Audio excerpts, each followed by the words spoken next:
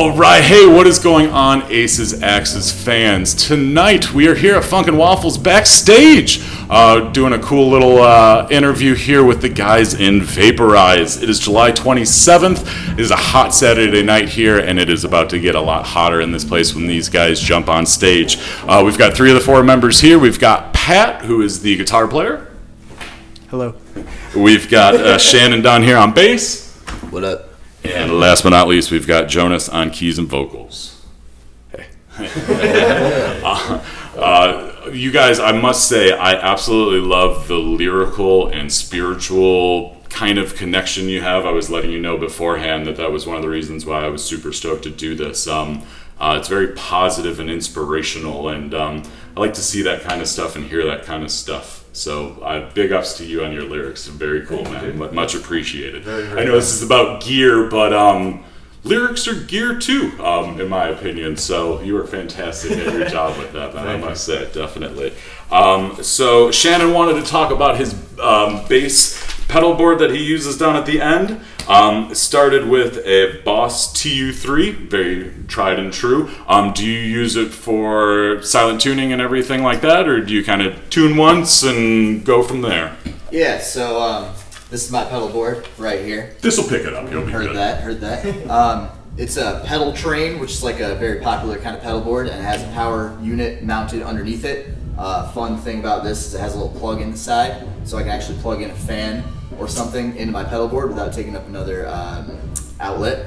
And I actually felt that on stage. It was a nice little touch, I must say. So good choice. The fan is nice. So this is an onboard tuner. I think every musician should have one on their pedal board because it also acts as a kill switch. When you want to kill your sound, you turn it on and it kills the feed to the amp. So you can just click your foot and then you're not making noise anymore. It's also handy because in between songs you gotta tune up when you're slapping the bass. You know, strings don't stay in tune all the time. Slap at the bass.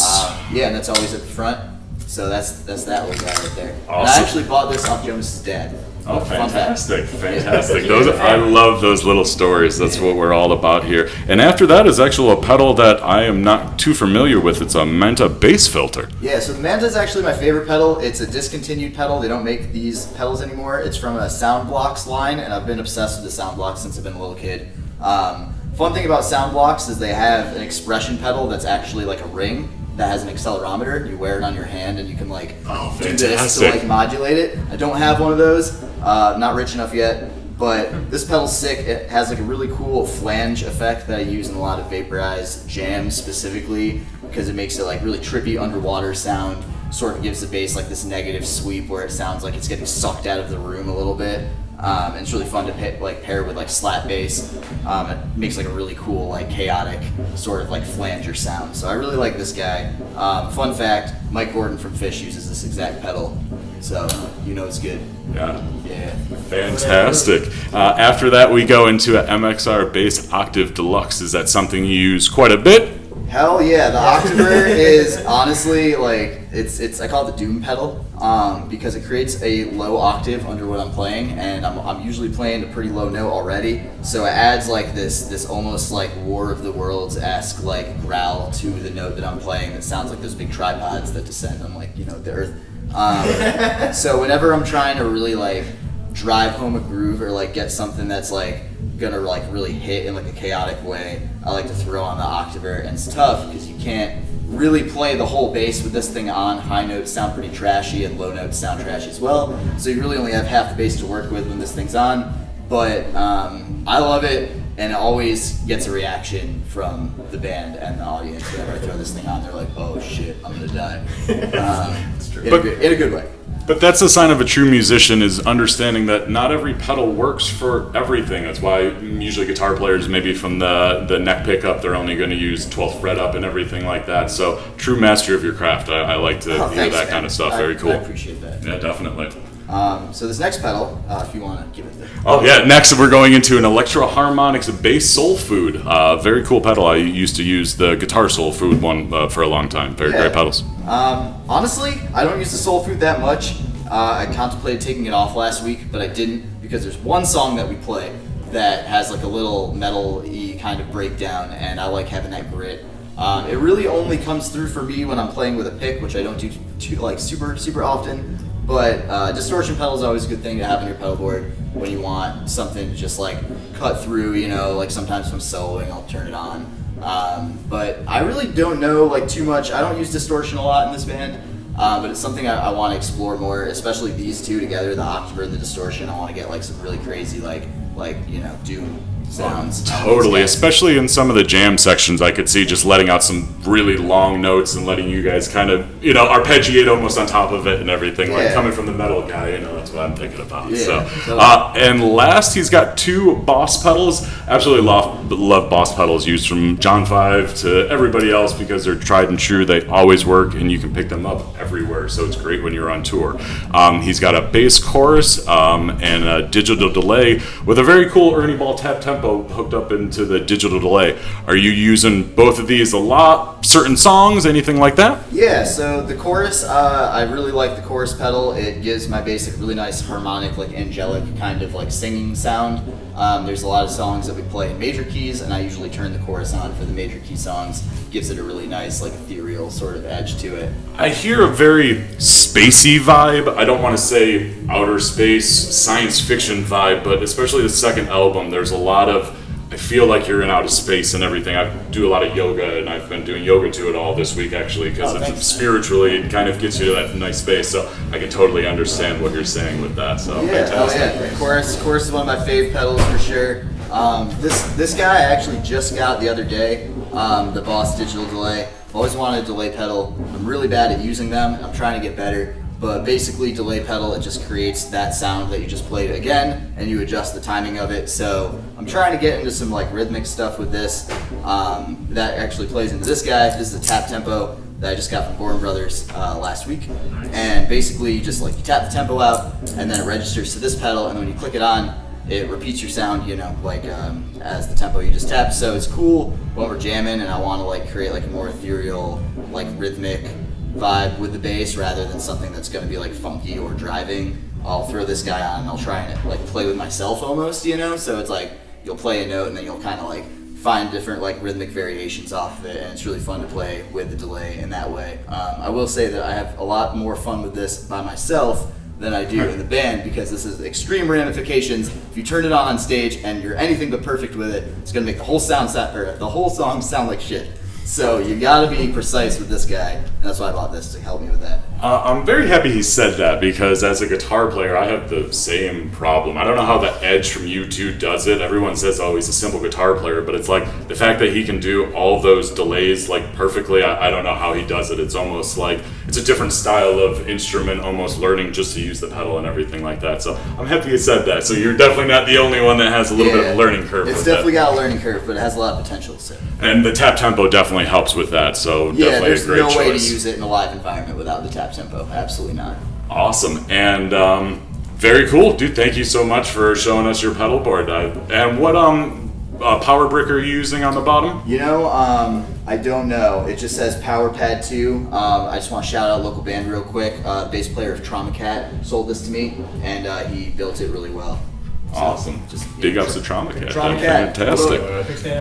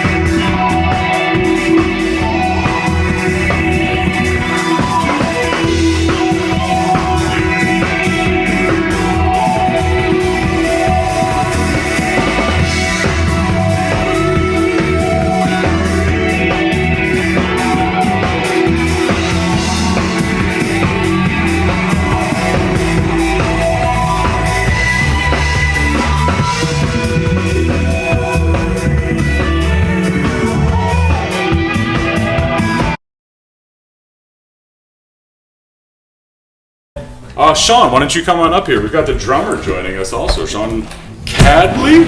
Yes. Awesome. I was hoping I pronounced it right. That's one thing I want to make sure I get everybody's names right. It's very important.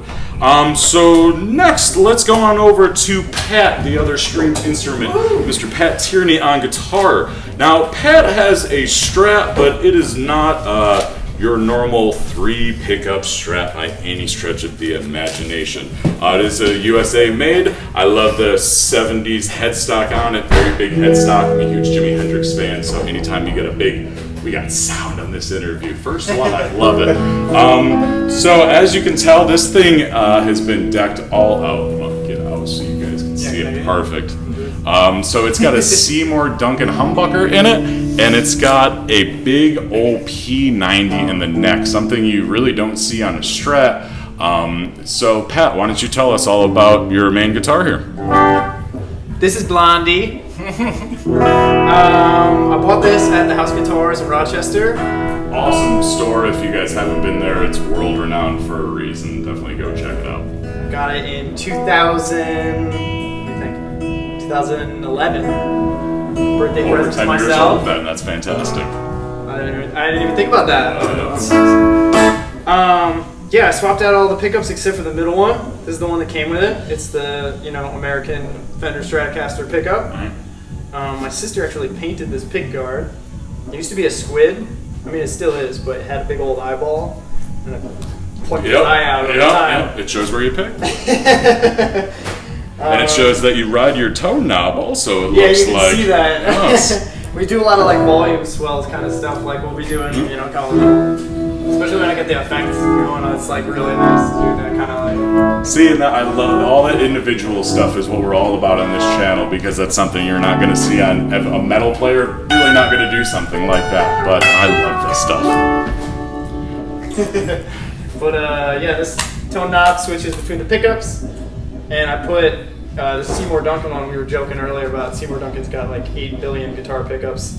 I got the Zebra Coil one because when I was growing up, I thought Slash was a really cool guitarist. He's a cool guitarist. Yes. But he used to be my favorite guitarist, and he made the fucking Zebra Coils famous. Yeah, definitely. Like you'd see a Gibson and it's got the Zebra, and you're like, oh, that's a Slash guitar. Uncoiled and everything, yeah, without the humbucker on the top. Yep, exactly. So I got a Seymour Duncan, the Zebra Coil. This one was like they were like 70s rock arena edition. I thought that was pretty cool, and it sounds pretty cool. You could actually see the knobs. This one says tone, even though it's the volume. That's what I said tone knob, and I was like, I'm clearly mistaken, because they very clearly taken the volume up and down. Yeah. It's just simply because when my sister put it back on, she didn't know which ones were which. And I didn't notice for probably a year and a half. Oh, the fact that as long as it doesn't mess you up, that's all that matters. I mean, yeah, I'm not looking at it when I'm going for that.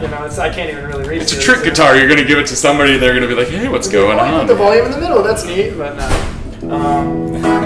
So that's that. I just put a new bridge, not the whole bridge. They had to tell me I was wrong because I was like, I want a new bridge, and they were like, no, you want a new saddle. Yep, the new saddles. The black looks very nice because it kind of brings out the half of the Zebra pickup there. So I enjoy the look of that. Yeah, that wasn't even intentional. I was looking at him, and Mike Mastronardi, shout out to him at Guitar Center. He was telling me about this bridge that I didn't even know about because I went in. I wanted the flat one because it just like it feels nice, especially when you're doing that kind of like palm muting, that kind of stuff. Palm muting with chords, right? I had like a really sharp saddle before, and it would just like hurt my hand when I did that. You'd be bleeding afterwards. Yeah, so this is nice and smooth, and it's also carbon fiber, so it's awesome. Not even metal, which is it's nice. Not going to wear down. For sweat and for wearing down.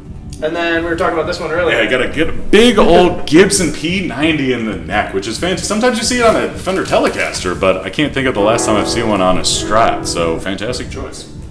Yeah, we were joking about it earlier because when I bought it, this was probably the first pickup I bought. I just I was working at Funk and I heard somebody play, and I was like, he's got the creamiest tone I've ever heard. And I talked to him after the show, and he was like, "Oh, it's all about the soap bar, which is the special edition of the P90 that looks like a bar of soap."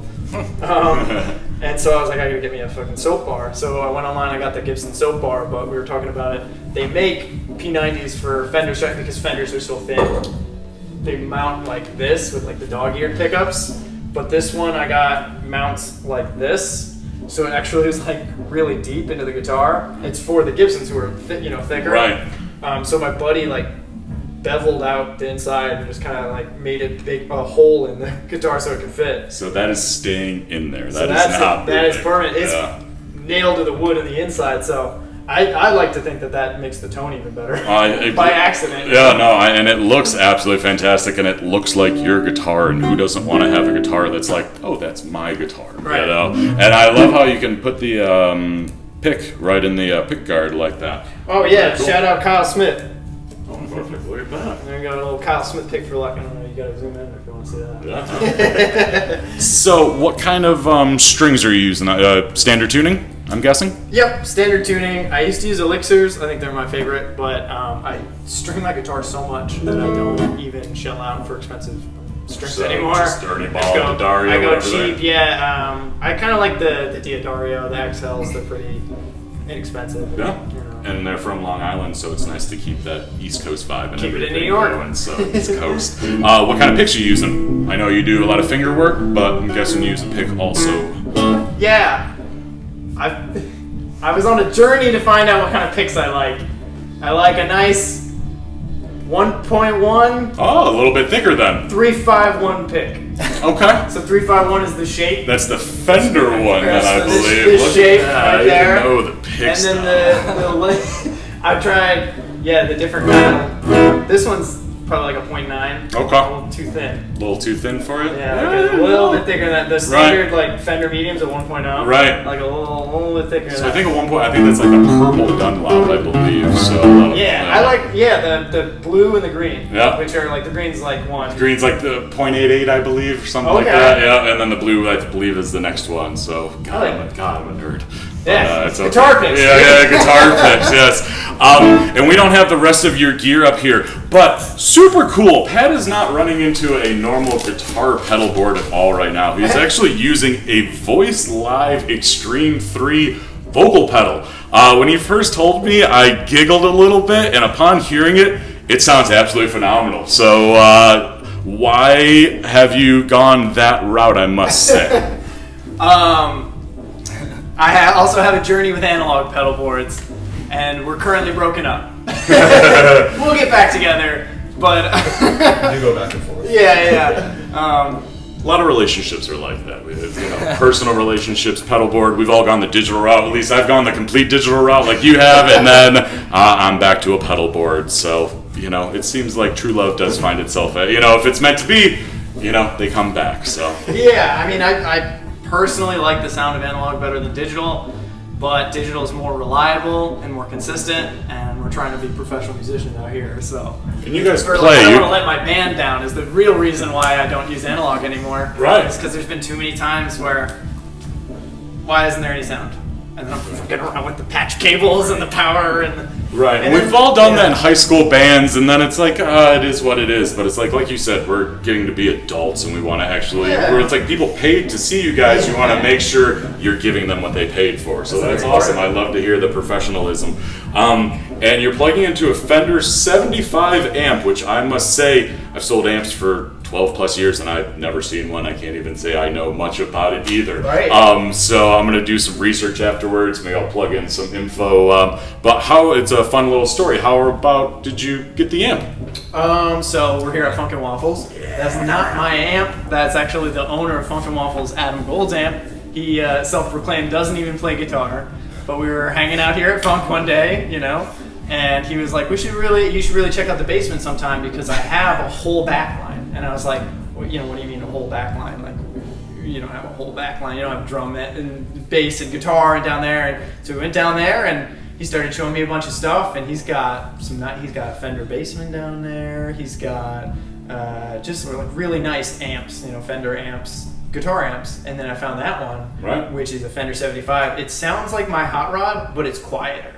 Which is that's my biggest problem with the hot rod. It's just so hot. It's too loud. And it's very nice and clean. So obviously with the digital, you want something nice and clean just to reproduce that digital tone and everything like that. Yeah. So, and it's got a single Jensen speaker. I don't know if that's what's supposed to come in it. Like I said, I'm going to do a little research and we'll find out all about it together. But And I did do some quick research on them, and there's not a lot of information available. It looks like they were made in the early 80s for a few years, known for having 6L6s in most of them, and cool fact is they have a 15-inch speaker in them.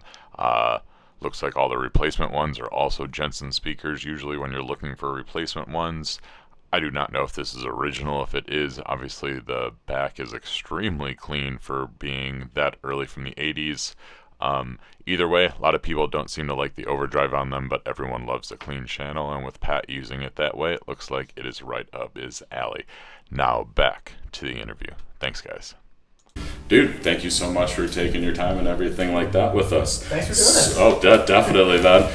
So third, we're going to talk some keyboards here with Jonas. So you have 3 keyboards, and as a guitar player, I'm going to kind of ask some maybe stupid questions because, I've kind of always wondered. You have a Yamaha M06, a Yamaha MX49, and a Roland JDXi.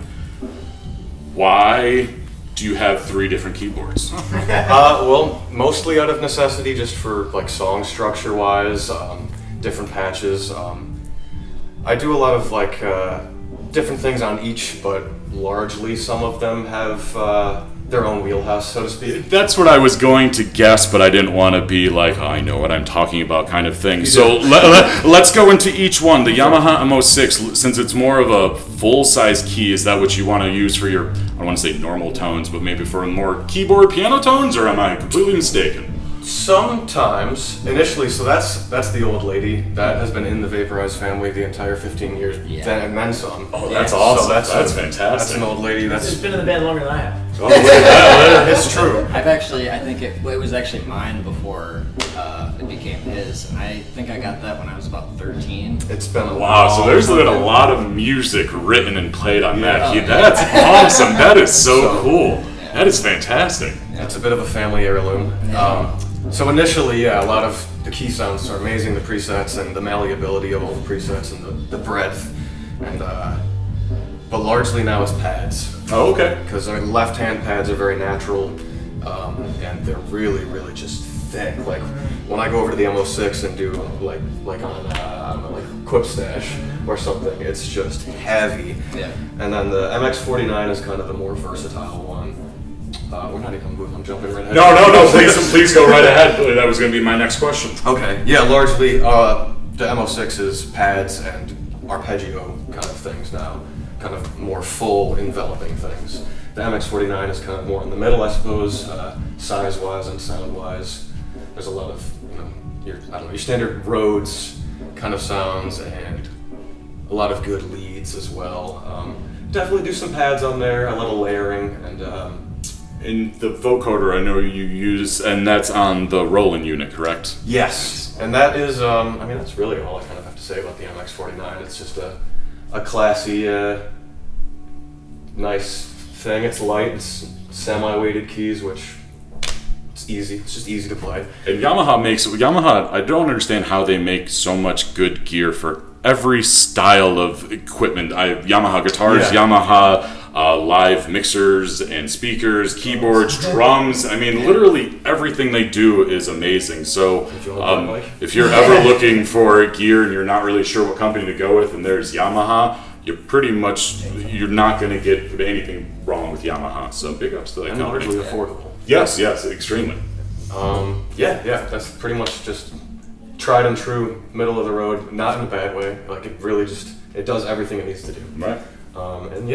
Third is the JDXi. It's the smallest, but probably the most exciting. Fine. Because there are a lot of great presets, really great ways to load in your own patches and shape any sort of sounds. And then of course the vocoder aspect is fun, just doing leads, and you can just kind of yell into it and then play the right notes on there, so it takes a load off of my other job, I guess, doing vocals.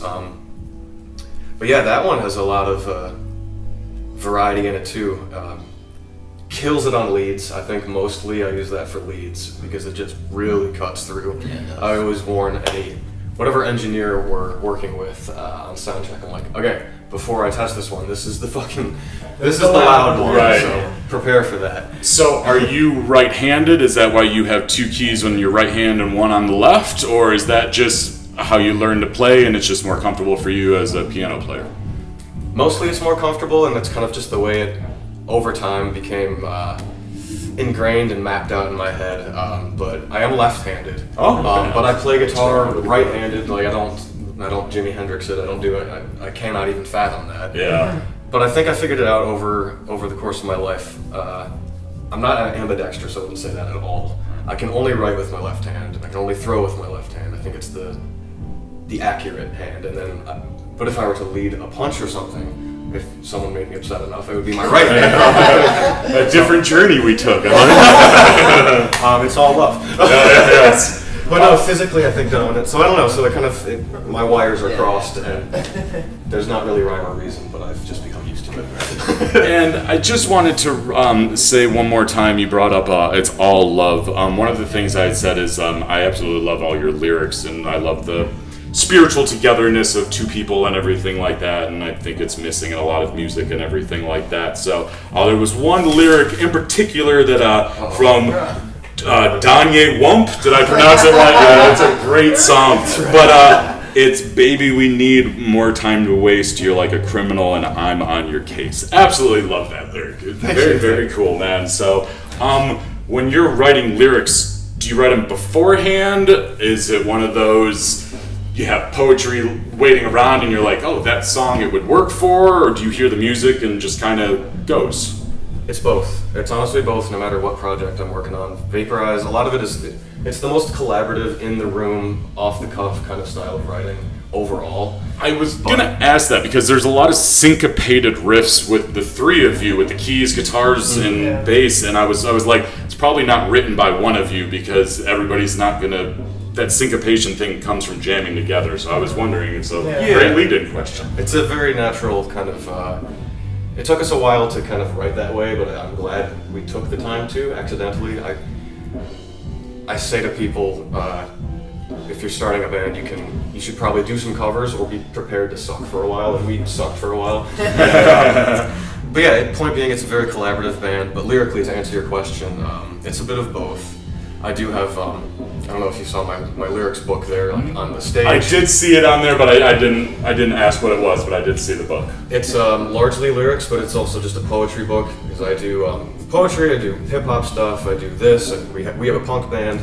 So sometimes I will just vomit something out and have no place for it, and then one of the groups has something cool going on and it works. But for Vaporeyes, mostly it's been we've got a jam, and then what can we do with this? Right. We talked a little bit about the love of Chino Moreno and the Deftones, which oddly enough does have a lot of overtly, oddly sexual romance kind of lyrics, and it went along with what I was speaking with that. So it's funny how you don't know another musician and you kind of hear things and it's like, oh wow, music does kind of speak to everybody in ways like that. So it was very cool that we vibed on that. So I thought it was super cool. Jonas, thank you so much for telling us all about the keys and some of your lyrical and everything like that. Thank you. And last but not, no problem at all.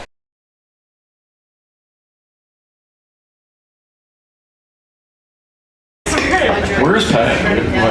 I don't know. He's running off. This is the crab song. This is stupid. This is serious.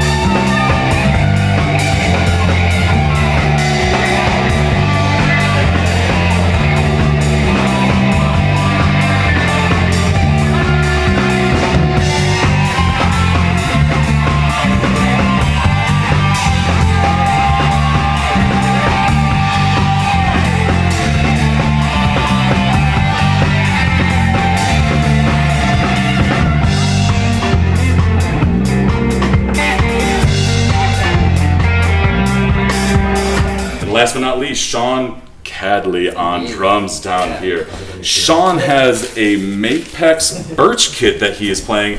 4-piece kit tonight. It's his main kit that he uses on playing all the shows. And then he has a pearl snare that he plays with it. The pearl snare is absolutely stunning. I've got a lot of pictures we'll edit in with that and everything like that. But he was very interested in telling me about the pearl snare, so I'm going to let Sean go and tell everybody about it. Yeah, so the pearl snare is 5 layers of birch and 2 layers of African mahogany. So, yeah, it's new to my arsenal, and yeah, the thing just snaps. It's awesome. It sounds absolutely fantastic. Yeah. It looks beautiful. And you were saying that at home you actually do have a kit that matches it with the same 5 layers of birch and 2 layers of African mahogany.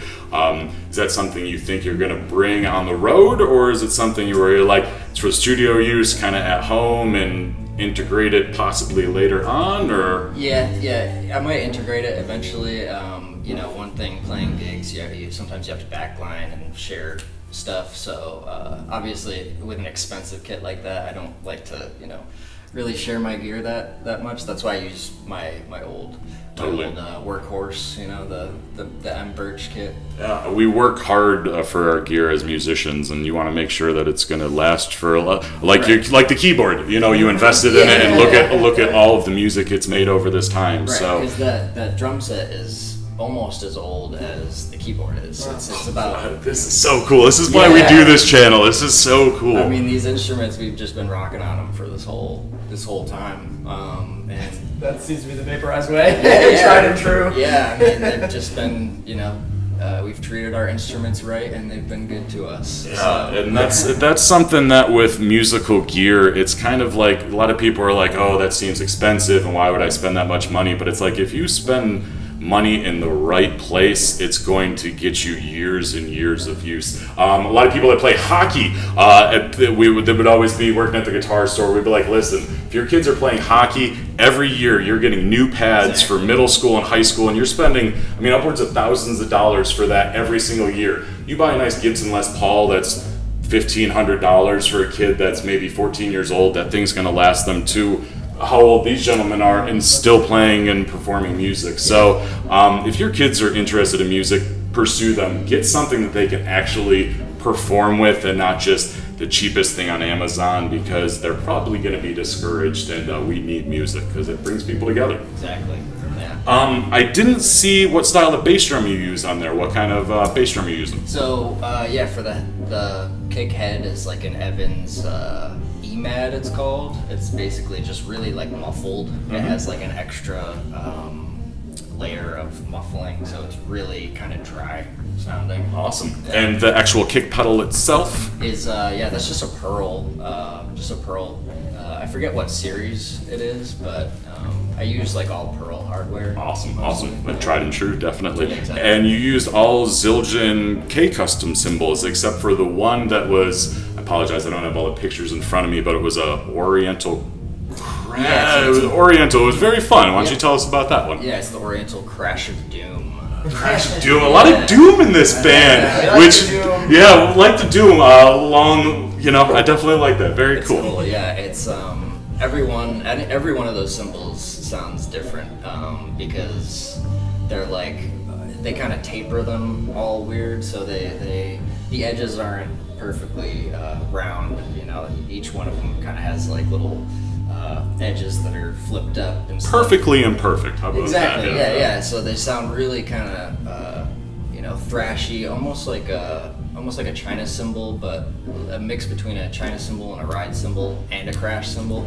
And when you hit the bell, it was very like that thing is going to hit through anything that you need to and everything. Yeah, it's almost like you can crash on it and you can ride on it real easy. Like a lot of people use just that as their ride cymbal. Mm-hmm.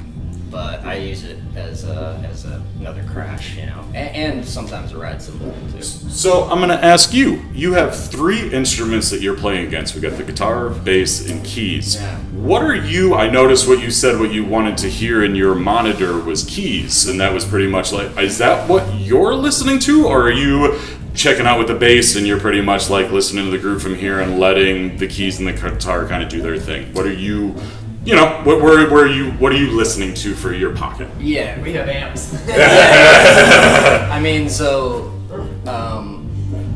me and Shannon, obviously, bass I listen to Shannon most of the time because I think we're locked in the sense where I know where he's gonna go next. You know, where if we're making something up on the spot, I'm following him. I like to have a lot of keys in my monitor because Jonas sometimes uses arpeggio sort of settings on his synths. So I like to hear the tempo of the arpeggio settings in my monitor because I like to try to match the tempo. Awesome, and that's almost like a digital delay. How we were talking about with the bass pedal, arpeggio is almost like a digital delay in a way for a keyboard where it's kind of stuttering in and out. So awesome, that was a great answer. I'm happy I asked that question because that totally makes sense why you wanted to listen to the keys then. So, guys, thank you so much for taking your time for this interview. I kind of like this little chill vibe. I like everybody going in and out. We're gonna get some great live video tonight, some awesome shots of these guys up on stage. But before I let you guys go, website, dates coming up, the stage is yours. What do you guys want to promote? Yeah, Vaporeyes.com, right? Do we have a website still? If we remember to pay for the domain, which I think should expire. It should still be up, but we're on Instagram at Vaporeyes Official and Bandcamp. We're on Facebook. Spotify. Yeah, you can find all our music on like pretty much all the streaming Music, platforms. We have CDs and stuff usually like locally at Soundgarden. Oh, awesome. Yeah, we got. And I saw a new merch line. I saw the new shirt that that we're rocking and everything like that. Might have to pick one up myself. Look all handsome like and everything. Yeah. So if you're not here, please get down, check out Vaporeyes tonight, and thank you guys for checking out the interview. Have a good night, guys. Peace. Awesome. I think we did good. Awesome, man. Thank you guys so much. That was great. Thanks, man. Thank you.